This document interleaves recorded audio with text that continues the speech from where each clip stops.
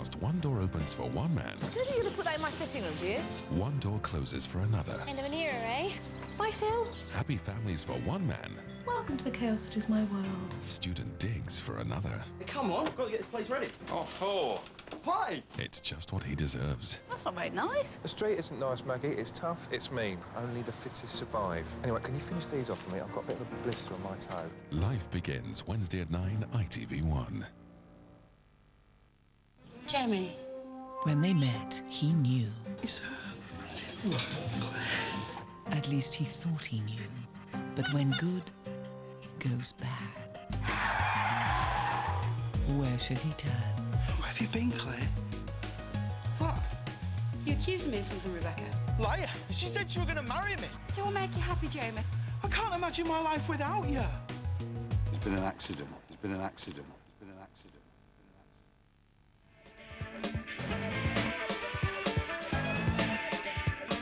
By now, the cool music papers were naming Kylie as the most desirable human. She was cool and hip, but the records of deconstruction were not achieving the success she had become used to. Impossible Princess did have not the luck that I was used to having. I'm really glad for that experience. Even for everything that didn't work about it, it was. Actually, I think it was essential that I went through that experience. Actually, people ask me a lot, did you think it was all over? And not in an egotistical way, just in a natural way. I just thought, well, no, there's things I have to do. I never thought that was it.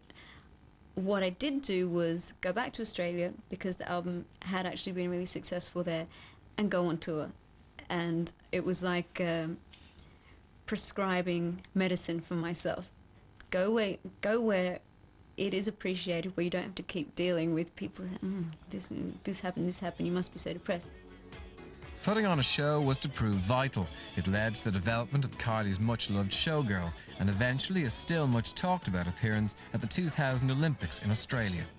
So, yeah, decided to take matters into my own hand, get to Australia, get on the road, and it was an invaluable experience, because then it's right in front of you. You see what people are responding to, what they liked best, what they didn't really, And that was when I brought in the showgirl. She came into the concert. It was about, I think from memory, 4 songs that was suddenly very pink.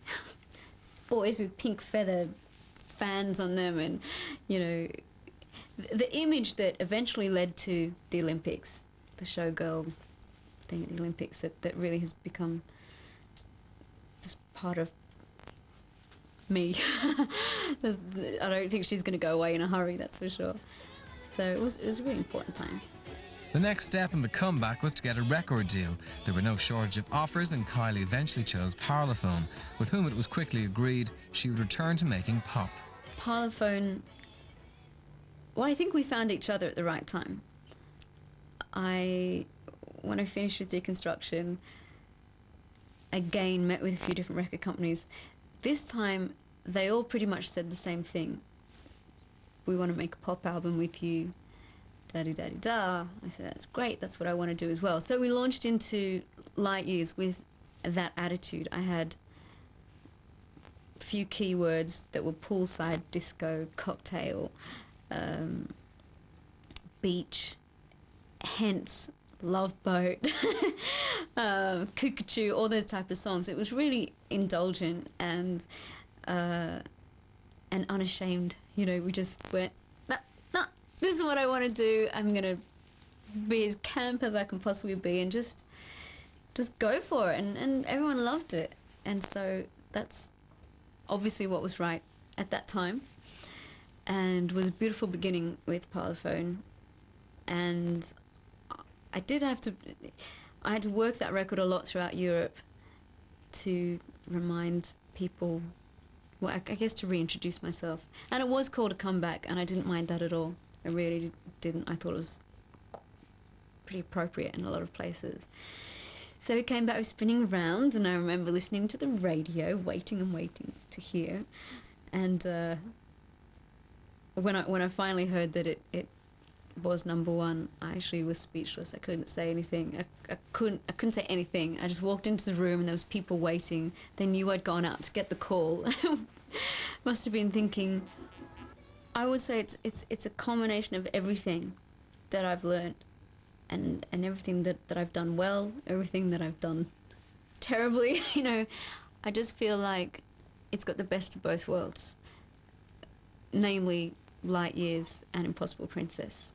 You know, that the combination of the two. And I suppose I've landed in a place where I'm starting to define my own style a lot more. And that's... It's a fantastic challenge, and I'm enjoying it immensely. The next big exciting project is touring in 2002, and we hope to take Light Years, to take Fever, which encompasses, you know, it's the summation of everything before, and put it on stage. So it will be very different to the previous tour I did, which was Light Years, and it perfectly reflected Light Years, and it was yeah, I think it was brilliant. Nearly killed me, but I love doing it. So I'm about to launch into that again, and it's an incredibly exciting time to be able to do a show and have.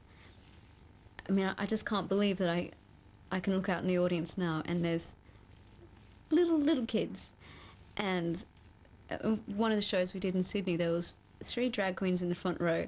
There was like 8 Muscle Marys in a row there. There was a couple kissing further along the front row.